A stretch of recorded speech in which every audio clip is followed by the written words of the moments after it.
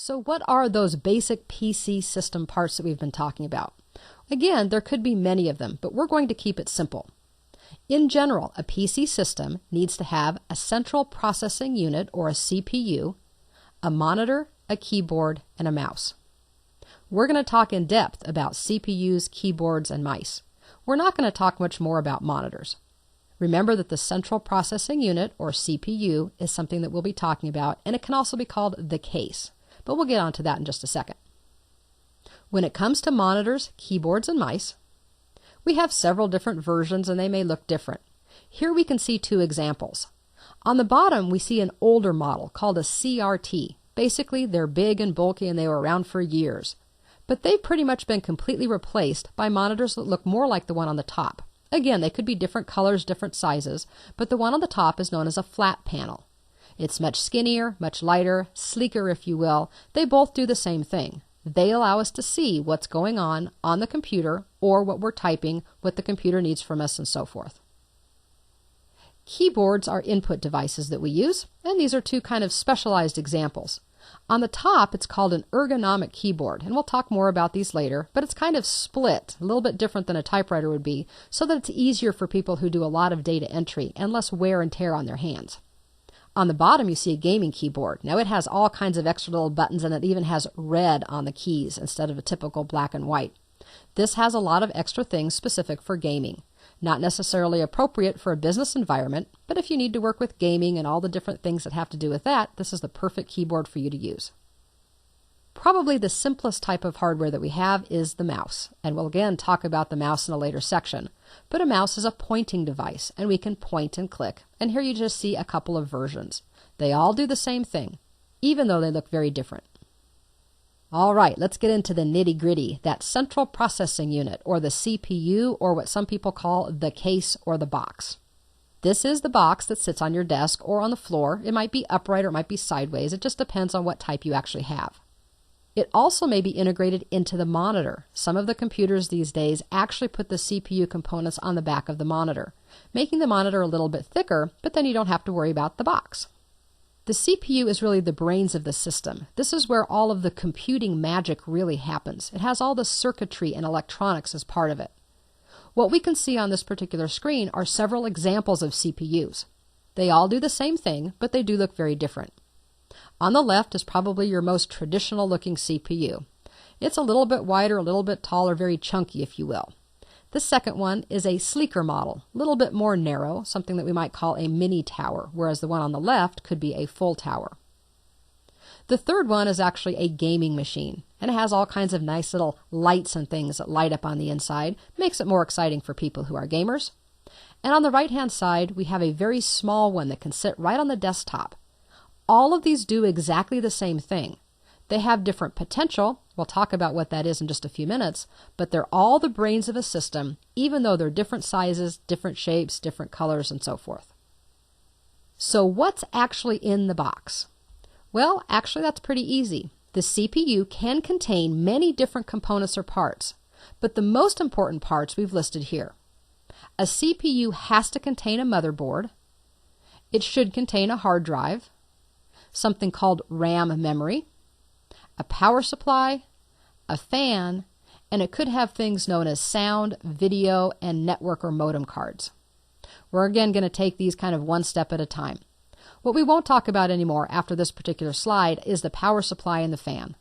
Obviously, a computer needs to have a source of power, so there is a plug or an outlet in the CPU, and it also needs a fan to keep all of the components cool. Those aren't things that we normally worry about though, so we won't discuss them any further. We will discuss these other components though. Maybe one of the scariest things and the most technical that we'll talk about is the motherboard. This is where we have all of the circuitry. This is the computer's primary circuit board, and there literally can be thousands, if not millions of pieces on this one little piece of electronics. The primary components though are the actual computer processor, which we'll talk about in just a second, slots for RAM memory chips, the controlling circuits that allow the computer to recognize what a mouse is, a keyboard, a disk drive, and a printer, and what it should do with it, and then slots for other types of cards that we just mentioned, like sound cards, video cards, network cards, and modems. Probably the most important component, though, of the motherboard, and really of the computer as a whole, is known as the computer's processor. There are many, many different brands, models, and speeds. And the reason I mention this in a fundamentals course is because if you're going out to purchase a computer, you need to know about processors so you can make a good choice. The processor determines how much data can be processed at any one time and how fast it can be processed.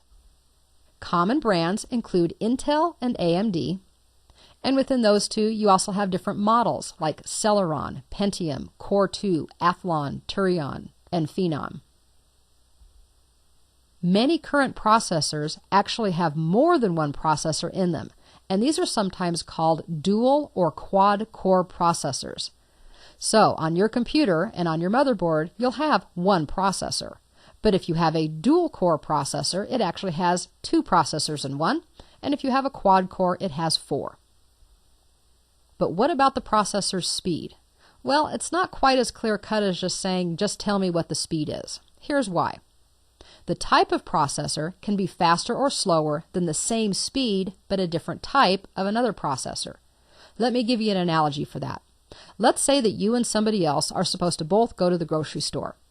You both can drive exactly 35 miles an hour from the time you start till the time you get to the store, so your speed is the same. But if you know a direct route to the store, and your friend doesn't know that route and has to go a little bit longer way, obviously you're going to get to the store faster than they are. This is the same thing that can happen with the processor. Even though technically the processors are driving, if you will, at the same speed, if they process things differently, then one may actually be slower at processing the same amount of data than another. The speed is determined by how they actually process the data, and that's measured in gigahertz. The bigger the number, the faster it is. Let's look at some examples. When you're buying or looking at the computer's processor, you need to look for several things. First of all, who's the manufacturer? What's the model? How many processors does it actually have? Remember that single core, dual core, quad core we talked about. And then what is the actual processor speed? Let's look at a specific example so you can see how you would compare processors if you were purchasing a computer. I've listed for you 4 actual examples of processors that you can buy. You'll notice that the manufacturer is the same. These are all Intel processors, but they have different models. There's a Celeron 3-core 2s, 2 that are duos, 1 that's a quad, and then a whole variety of speeds. So let's analyze these a little bit. The first one is an Intel Celeron 450 2.20 gigahertz. Now you may not know this, but a Celeron is kind of an entry-level processor, if you will. So just remember right now, it's a single-core processor, 2.2 gigahertz. If we compare that to the second one, it's also an Intel, but this is a Core 2. The Core 2 processors process things differently, so it automatically makes it a little bit faster than the Celeron. In addition, it's also operating at 2.93 gigahertz, which is a bigger number than 2.2. So it both processes things differently, which makes it faster, and its actual speed is faster. So the second one is going to be possibly a better choice. The third processor is also Core 2 Duo. So the only difference between the second and the third is that the first is at 2.93 gigahertz and the second is at 3.33. That would make the third one faster. The last one is still a Core 2, but this time it's a quad processor at 3.0 gigahertz. And this is where it gets a little bit interesting. It is a quad processor, but notice it's a little bit slower. So the question would be, based on the type of computing that you do, what types of activities you're doing, does the quad processor make it faster than the Duo, or does the 3.3 gigahertz make the Duo processor a little bit faster than the quad? It's not an easy answer. What we actually get in this particular scenario is that either one of the last two are going to be really, really close. If I'm doing some heavy-duty business computing or some things with audio and video, I definitely want to stick with one of these two processors as opposed to the Celeron. Why doesn't everybody just get the higher-end processors then? The reason is, of course, the price. A quad-core 3.0 gigahertz processor is going to be significantly more expensive than a Celeron. But you know what? If you're using a home computer and you're listening to a little bit of music, maybe browsing the internet, doing some word processing, the Celeron processor is going to be just fine. You probably wouldn't even notice the difference between these four processors. It's only for higher-end multitasking where the higher-end processors might become an issue. That's really what I wanted you to know about the processor itself. And I know it gets a little bit technical, but hopefully you can now see that we have hardware, software, and operating systems. Within the computer, we have the CPU or the box. On that, we have the motherboard, and the motherboard contains the processor, and that's what may be important for you, at least initially, when you're going to look at a particular computer. We're making some progress, and hopefully it's not too confusing or overwhelming to understand that we have hardware, software, and operating systems, and that even though it can get a little bit technical talking about motherboards and processors, that there's only a couple of things we have to remember if we're going to purchase a computer to understand what we need. The next thing we need to talk about, though, is computer memory, and this can really get people confused. So let's see if we can, again, take it from the top, make it very general, but also make it so you can understand what computer memory is about. Computer memory is just like yours. You have memory, and your memory allows you to remember or recall information. That's exactly the same thing that computer memory does. A couple of different categories of computer memory include read-only memory, or ROM, and this can't be written to or erased. This is like permanent. It's built into your computer. It's important because that's what contains startup information. Before you even get to all of the other components we've been talking about, when you power on a computer, it reads the ROM memory, and that's what gives it the instructions on kind of how to finish up the startup process. The one that we're more concerned about is known as random access memory, or RAM. This is a type of memory that you can read from and write to. But it is temporary. It's only saved until the computer is turned off. And we'll talk about why that's important here in just a few seconds. It's also important to realize the computer storage is not the same as computer memory. Computer storage is something like the hard drive or a CD. Memory is ROM and RAM. So let's talk about this thing called the hard drive. The hard drive is typically internal, and it's permanent or offers long-term storage.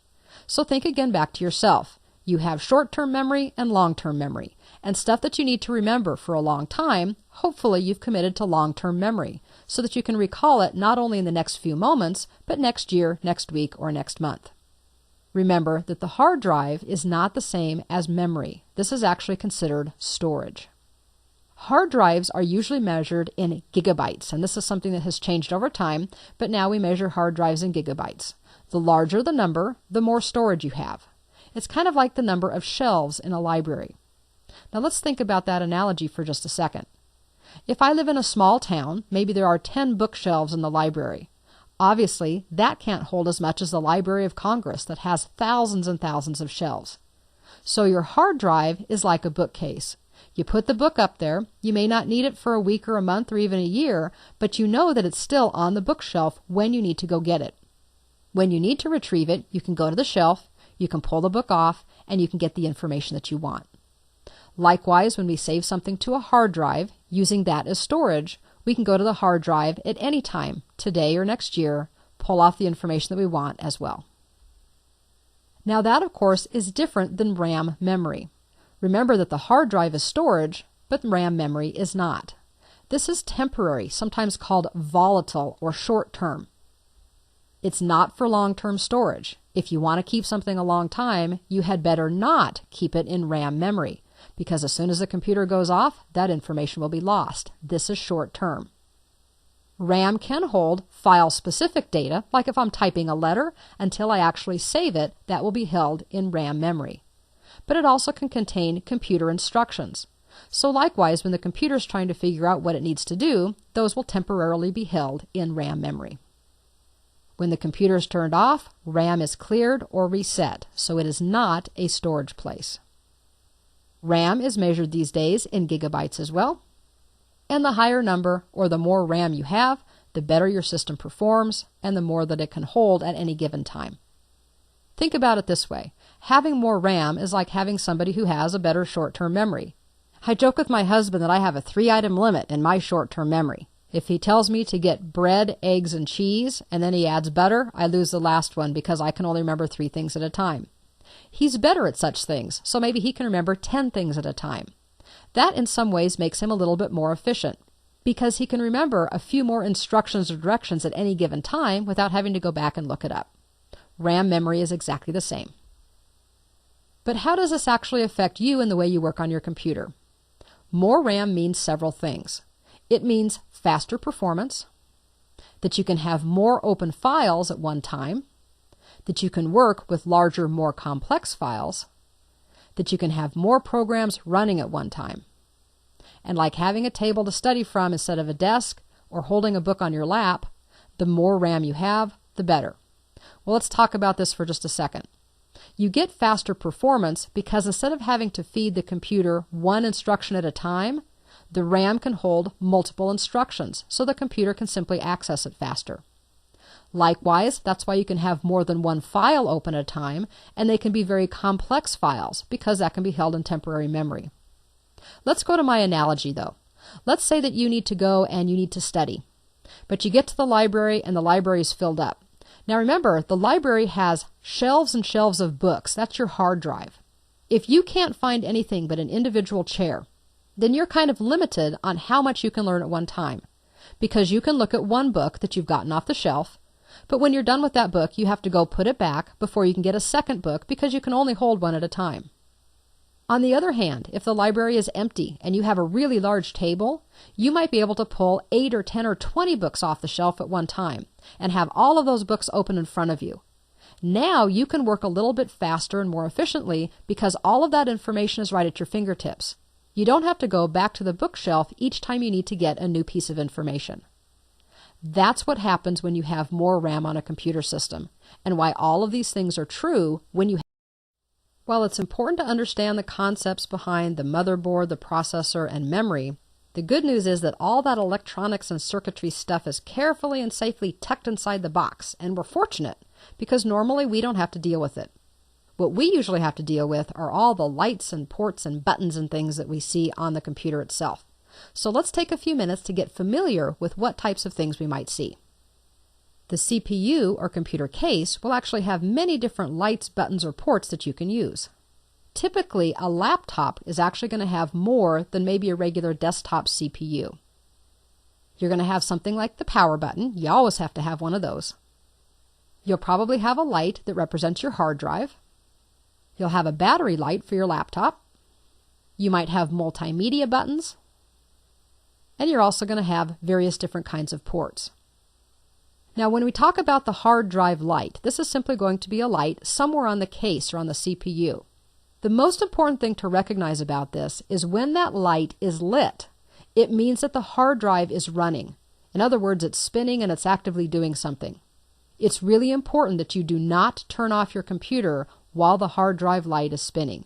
That can simply cause some damage. So it's an important thing to look for if you're ever having to do what we call an emergency shutdown of your computer. We'll talk more about exactly what that process is later. But let's take a little bit of time to talk about these other options. When we talk about the power button itself, there's kind of a universal symbol, and you can see that represented here. One is actually just a symbol, but the other 3 are actual buttons off of computers. So they may be different colors, they may be lit up, they may be different shapes, but somewhere on your computer there's going to be a power button that you will use to power up and sometimes to also power down.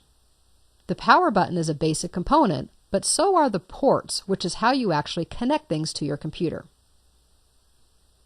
The things that you connect to your computer, to the CPU or to the box, are called external devices or sometimes called peripheral devices. There are many types of peripherals, and there are many types of ports to go along with those. Some of the ports are specific to certain types of devices, and others are more generic and connect different types of devices to the same port. Remember that when you're connecting things to a computer, there is often a right side up for a connection. They can't just go in any old way. And maybe most importantly is never force a connection. If you try to force a cable into a port, you can damage both the port and the device cable. There are several types of ports, and this can be very confusing to people, so we want to go over some of the basics. There are actually many more types of ports than this. Some of them, though, are older, and you don't see them very often, so I didn't want to confuse you with things you probably won't see. Some of them are also very specific. What we're covering here are the ports that will be important for you as a new computer user. They include a monitor port, a keyboard and mouse port, a printer port, a port for speakers and microphones, something called FireWire, and something called USB. A monitor port is fairly small, almost rectangular, and it can have little holes in it. Now again, we're not going to get into the specifics about what all of these different things are called, but here's an example of a monitor port. Make sure that when you connect a monitor cable, that it's right side up. Because if you look at the little holes, you see that they are not consistent, and there definitely is a right side up and down. You'll also see that there are little holes on either side, into which you can screw in the monitor cable so it doesn't come loose or disconnected, causing your monitor to black out on you. These are examples of keyboard and mouse ports. Keyboard on the left, mouse on the right. They look very similar, but again, they are slightly different. And if you ever plug your keyboard into the mouse port, you'll know because they just don't work right. Again, you will see that there definitely is an up and a down. Even though these look like they are round cable connectors, there is a top side. It's easy sometimes to just simply rotate it around until you can feel that it kind of gets ready where you can push it into place. We're seeing fewer and fewer printer ports, but it can be a larger port than the monitor port, with more pins, as they say, or more holes. And again, it should be labeled, like many of these ports will be, that it is for a printer. These days with multimedia, wanting to use speakers and or microphones is important. These are very typical audio-video kinds of connections that you probably have on your portable CD player and other things that you've used. And the port itself can actually be on the back of the computer, where a sound or video card may go, or it could also be on the front of your computer. There may be several different ports that all fit the same type of thing. Usually they're marked separately for the speaker and the microphone. So make sure that you put it into the correct one. It's not that it will necessarily damage anything, it just won't work. So if you plug in your microphone and you find that you can't use it, or you plug in speakers and you can't hear anything, try another port. FireWire is a high-speed connection used for things like audio and video especially, and it's kind of a specialized type of port. Not all computers have them. Usually it needs to be higher end or set up specifically to do multimedia, audio, or video. In some ways, though, I have saved the best for last, because USB, which is a universal serial port, is actually the most popular type of port these days. It hasn't been around very long. The current standard is called USB 2 as opposed to USB 1. USB 2 is faster. So if you can buy USB 2 devices, that's the better choice. There are two different types of connectors that you can see here. One is for kind of internal devices and the other is for more portable devices called USB-A and USB-B. But the important thing is that the USB port has actually replaced many of these other ports. We aren't seeing as many monitor ports, keyboard and mouse ports, or printer ports as we used to, because those devices actually can all use a USB port. If you go down to the office supply store and you buy a printer these days, it probably will have a USB connection. When you go to buy a new computer, you actually will probably not see a printer port. Only older computers have them. So as I said earlier, don't panic if your computer doesn't have all of these ports. Probably what you'll start to see is more USB. Not that long ago, maybe 8 or 10 years ago, we only had 1 or 2 USB ports on a computer. The ones that you see nowadays have usually 2 or 4 on the front and maybe another 6 or 8 on the back. So USB ports really are becoming very popular. That's why I like to say it's becoming a USB world. Most computers today have multiple USB ports, both on the front and the back of the CPU. Many of the old proprietary ports have been replaced by these USB ports. As I said, printers, keyboards, mice, storage like external hard drives, and many other devices now come with USB connections instead of the old proprietary ones. And even though we're not going to talk specifically about it in this course, also remember that many devices are now becoming wireless. And when it's wireless, you may or may not actually need to connect it at all. Some things like Bluetooth may be built into things like your laptop, so there's nothing that you're actually going to see. It just happens to work. Others, though, will be wireless, like a wireless printer, but you may still need to put some type of a receiver into your CPU, into the USB port. The important thing to remember is that whether it's a cable or through some type of airwave, you need to have some type of connection between hardware and your CPU or your computer. If it's going to be wireless, there needs to be some mechanism for that connection to happen. So how do you find what you're looking for? Well, every computer is going to have buttons, lights, and ports, and they're all going to be in a different location. Most desktops have front and back ports only, so you can kind of limit it to at least 2 of the 4 or 6 sides, if you will. Laptops, of course, can be a little more tricky. They can have any of the 4 sides, or above the keyboard when the lid or the monitor is open. So sometimes on laptops you kind of have to search around, everywhere probably except on the bottom. Sometimes your ports and cables can be color-coded. So when you're trying to figure out which one is the mouse and which one is the keyboard port, it may be that one of the cables has a purple end on it, and so does the port. That sure makes it easy. Most are also labeled with some type of an icon. Now, if you're like me, you have to turn on a light and get pretty close to be able to see them, but you often will have a little keyboard, a mouse, a speaker, a microphone, a monitor, a printer. Those types of kind of generic universal icons may be printed somewhere on the case that will help you determine which port it is that you're looking for. And last but not least, you can always refer to your Quick Start Guide or the user's manual that came with your computer. It should have several diagrams that will identify all of the buttons, lights, and ports that are available for your particular system. At this point, you should be comfortable with the fact that you need some basic parts to have a usable computer, mainly a CPU with a motherboard that holds the processor and RAM, and probably a keyboard, a mouse, and a monitor so you can see what you're doing. In the next chapters, we'll take a much closer look at mice and keyboards and how to use them. But for now, let's get you going on the computer itself. Let's work through powering the computer on and off, what it entails, and what options you may have. This is actually called the boot process. The boot process is, as you might guess, the process of starting the computer. The computer must go through specific steps in order to be ready to perform computing functions. Remember, we have all of those electronics sitting in there, but as they're sitting in there, they really don't do anything. They have to recognize certain things. When you power on the computer, this process starts. The computer will load initial instructions from the ROM memory, detect the operating system and any attached hardware, start certain computer applications that it needs in order to get ready to work, and then you're all ready to go. Now this, of course, is a simplified explanation of what goes on. It can be very, very detailed, but for our purposes, we can kind of narrow it down to these 4 things. Powering it on, loading initial instructions from ROM, detect the operating system and hardware, and then start certain computer applications. It's easy to remember what the boot process is if you think about waking up in the morning yourself. What do? Well, we all do it a little bit differently, but basically the alarm clock goes off, or if it's a nice day on a weekend, you get to wake up on your own, but you might kind of open up one eye and the first thought might be, who am I? And what day is it? And then it might be, well, okay, let me get started. I need to sit up and put my feet on the floor. I need to remember that I have certain things going on, and then you go through certain processes. I don't know what those are, and I don't want to get into them, but maybe you brush your teeth, eat breakfast, feed the dog, get dressed, those types of things. The boot process is exactly the same way, and it happens the same way every time. There are actually 2 different ways to boot a computer, though, called a cold boot versus a warm boot. A cold boot can also be called a clean boot. This is what happens when you first power on a computer after it's been turned off for some period of time. So you've been gone for the weekend, you come back to work, and you push the power button on your computer. That's what we're talking about. A cold boot ensures that all of the temporary memory and internal settings have been completely cleared.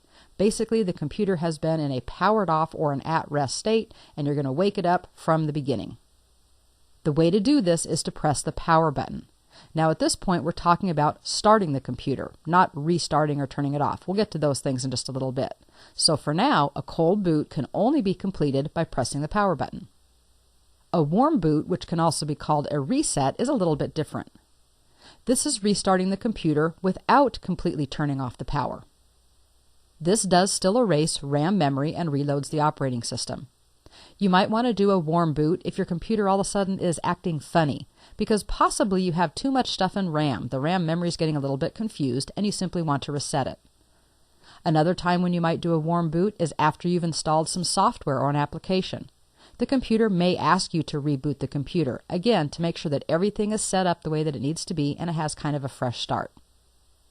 In order to do a warm boot, you can choose Restart once the computer is already on, or you can press a keyboard combination known as Control-Alt-Delete. Now remember, we can't do a warm boot if the computer is already off. A warm boot is something we do once the computer is on. Now remember, when you first power on your computer, you're not going to see anything on the monitor yet. You're going to push in the power button. You should see the power light go on the CPU case. You'll probably hear your hard drive start to spin up, and the computer's going to start going through that boot up process. You will probably also see some text flashing across your screen. This is all of those startup instructions, a lot of which will be very technical, and usually you don't need to worry about it at all. If you want to read it and try to make sense of it, feel free to do so. But basically, the first part that you're going to be concerned with is when it starts to load the operating system. In this case, we're going to be loading Windows. So I'm going to press the power button, get it through the initial boot up process, and let it load the operating system for us. As the operating system loads, it'll tell you to wait, it'll give you a welcome, and as long as you see the little spinning donut, you'll know that Windows is loading and you're okay. You'll hear Windows theme music as the operating system loads, if you have speakers and they're turned on. Depending on your computer, it may take a few seconds to even a couple of minutes for the computer to load. It really depends on how much hardware you have, the operating systems, and all kinds of technical stuff in the background. But ultimately, you'll end up at the Windows desktop in this case, and this is a good sign. Congratulations, you've just successfully powered up your computer. Now the question, though, is what do we do if we want to do one of those warm boots or we want to reset the system? Well, there are a couple of ways to do this, but what I'd like to do is to show you the Start button, which is on the lower left side of your screen. Now, whether you're using Windows 7, Windows Vista, or even XP, you're going to have this Start button, even though it may look a little bit different. So find the button on the lower left that either has the Windows icon on it or it actually says Start, and give it a single left click with your mouse. A menu will come up, and you'll notice near the bottom right-hand side, there is some version of a button that says Shut Down. Again, this happens to be Windows 7, and so mine actually says Shut Down right on the button. If you have a prior version of Windows, it may say something different, but there will also be a little right arrow.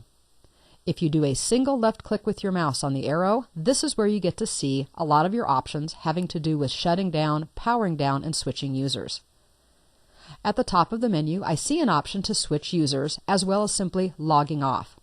Now, these are concepts that we haven't gotten into yet. We'll talk about these when we set up user accounts, as well as talking about networks. So I want to talk about just a couple of the other ones that are a little more basic at the moment. First of all, we do have the opportunity to lock a computer. Locking a computer simply puts up a login screen so that anybody else who walks by the computer can't use your computer without permission. This is a perfect thing in a business environment, probably not necessarily in your home, unless you don't want other people, like the kids, using your computer. We were talking specifically, though, about warm boots and cold boots, and this is where I can go in and actually restart the computer. If I click on this Restart option, you'll see that it actually tells me, closes all open programs, shuts down Windows, and then restarts Windows again. Once you click on the Restart option, you're not going to have to do anything. You're just going to sit back. The computer will go through both the shutdown and the reboot process on its own. You also will see an option for making the computer go to sleep. This is an interesting thing that has more to do with power consumption. It actually saves anything you have open on the computer and puts the computer into a low power mode. When you come back and want to get to work, you can simply press your Escape or your Enter key on your keyboard usually, and it will come back up with all of your applications and windows back open. This is great for people who know they're not going to be working overnight, but they don't want to keep the computer completely on. If you're using a laptop, you may also see something called Hibernate. Hibernate actually is something that is between sleep and a complete shutdown. The sleep mode simply puts you into a low power state, but the computer technically is still on and using some power. Hibernate saves everything, but also completely powers down. The nice thing about both sleep and hibernate is that when you bring them back up, they resume exactly where you left off. And that's the benefit of using either one of these instead of actually shutting the computer down. We'll talk a little bit more about this when we get into using applications and multitasking. So let's take a look at a couple of these options. I'm going to go ahead and restart the computer. Remember that once I click this, the computer will shut itself off and come back up. Let's watch this process.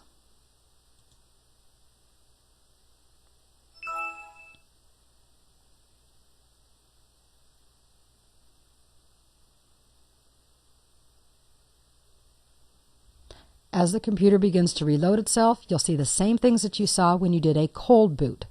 The process is the same, except that the warm boot is once we have the computer already running and we want to restart it, as opposed to starting it from scratch, if you will.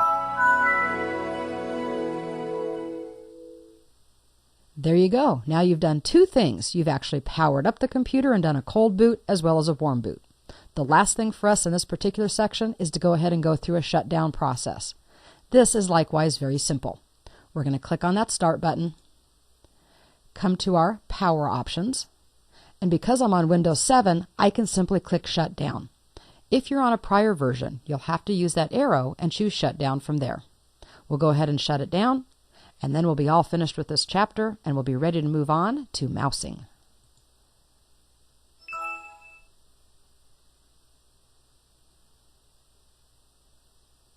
In this case, you can see, or actually maybe you can't see, that we've actually completely powered down. The monitor has gone to black, and this is when you know that the computer is completely and safely turned off. Good job!